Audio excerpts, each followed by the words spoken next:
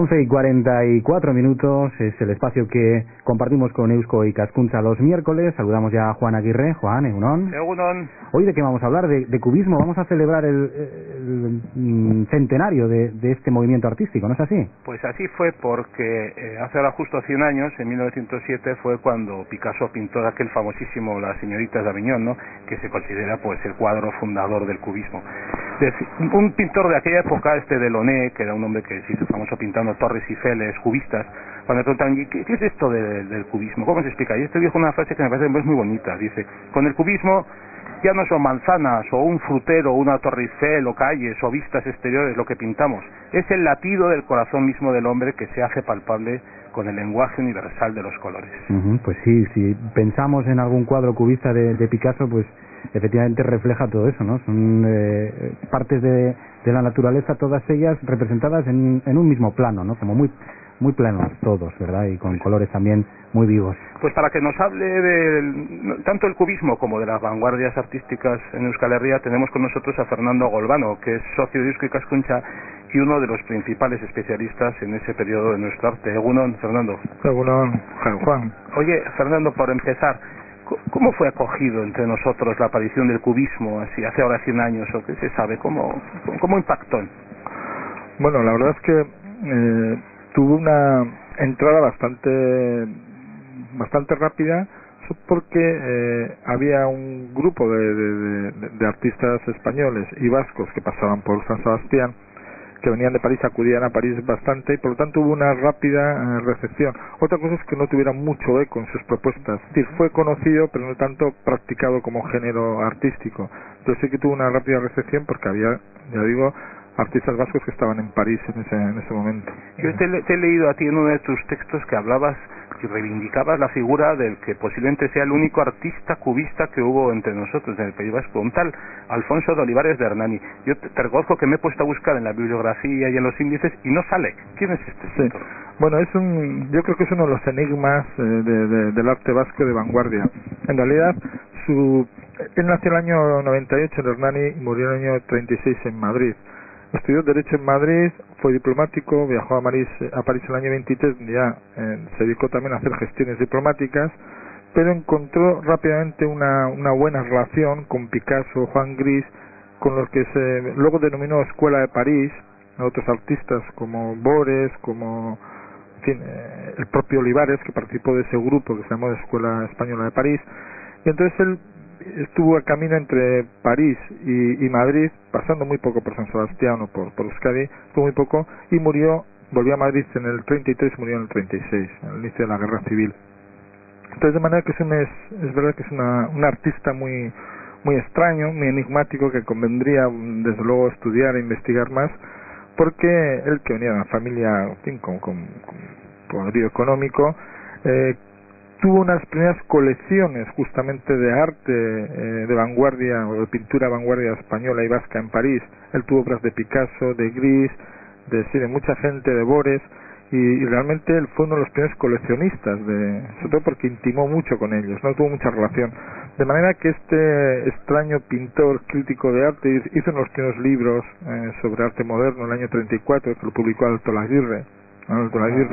Estuvo vinculado a la generación del 27, de manera que es una rara avis, como decía uno de los textos, que convendría algún día investigar y dedicarle quizás un espacio propio, un monográfico. Pero él fue, digamos, cubismo al principio, luego declinó más su pintura hacia una especie de surrealismo poético, pero tuvo una vida breve como artista, como pintor, tuvo muy pocos años. Curioso. Oye, Fernando, has citado varias veces Donosti, Guipúzcoa. Es que claro, es curioso que, a ver cómo lo ves, la vanguardia de las décadas de los años 20 y 30 está formada básicamente por guipuzcoanos o residentes en Guipúzcoa. Y sin embargo, el dinero, el capitalismo estaba concentrado en Bilbao y su comarca, ¿no? ¿Cómo se explica esta disyuntiva entre el arte en un territorio y el dinero por otra parte? Eso hoy por hoy sería inexplicable. En primer lugar, porque hubo, ya he dicho antes, Donosti era un lugar de paso de artistas españoles de vanguardia que iban camino a París, por lo cual no es casualidad que Vázquez Díaz se quedara en los arroyos de Fuenterrabía y genera ahí una escuela, lo que luego se llamó Escuela Vidasoa.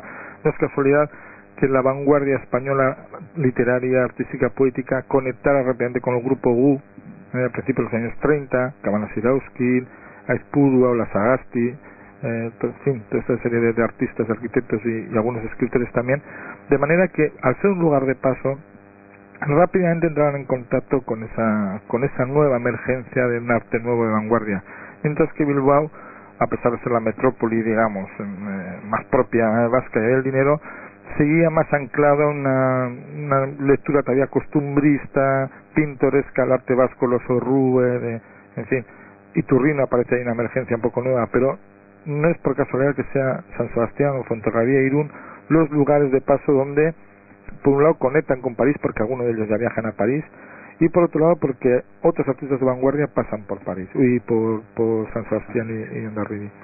¿Y cuándo se puede empezar a hablar ya con rigor de un movimiento de arte de vanguardia en el País Vasco? Evidentemente no hace 100 años, sí, no en 1907, es sí, posterior. Sí. ¿Qué cronología situarías el nacimiento del movimiento de vanguardia en Euskal Herria? Hombre, la verdad es que la Asociación de Artistas Vascos que se crea en Bilbao hacia 1911 y Aurelio Arteta está entre los motores de esa experiencia. Es uno de los primeros momentos de ruptura o de generar una apertura frente a ese arte costumbrista más tradicional, a nuevos lenguajes plásticos expresivos. Pero yo creo que hay que irse al final de los años 20, cuando ya, digamos, sobre todo el grupo de artistas que luego confluirán en GU, ya digo que se crea en el 34, ahí en la parte vieja de Donostiarra, pero sobre todo porque hay la emergencia de varias figuras realmente excepcionales, ¿no? El propio Aizpurua, el arquitecto, Oteiza, el jovencito Oteiza, que exponen ahí en el Cursal, en el Noveles, las primeras obras, y también evidentemente Lecuona, ¿no? Lecuona, que es de Ordicia, pero que rápidamente asumen los nuevos lenguajes de las plásticas de la vanguardia europea, y ellos ya generan un entorno nuevo que va a truncar la guerra civil, ¿no? La emergencia de la guerra civil crea esa primera trama vanguardista que hará rota, que hará truncada, muere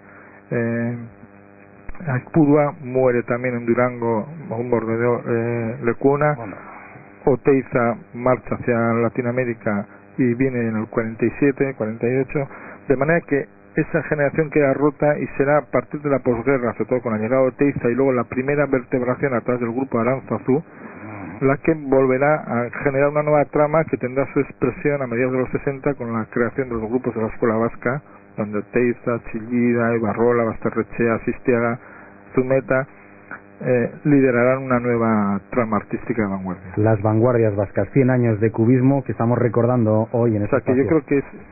Sí, para finalizar, por favor, Fernando. Sí, decía eso, que entonces podemos hablar de una vanguardia que emerge al final de los 20, con las primeras posiciones que se hacen aquí también, pero que no tiene tiempo de cuajar, de consolidarse, y quedará, digamos, habrá que esperar al final de los 50, primeros años 60, donde estos artistas que he mencionado, que también pasan por París, muchos de ellos, ¿no? Sobre todo Sistiaga, pero vienen de otros ámbitos, han conocido ya lo que han sido también las prácticas, las vanguardias artísticas europeas y latinoamericanas, y traen nuevos lenguajes, nuevas formas de ver el mundo y el arte, ¿no? Fernando Golbano, pues muchísimas gracias. Extensibles a Juan Aguirre, un saludo. Alex, Carricasco. Agur.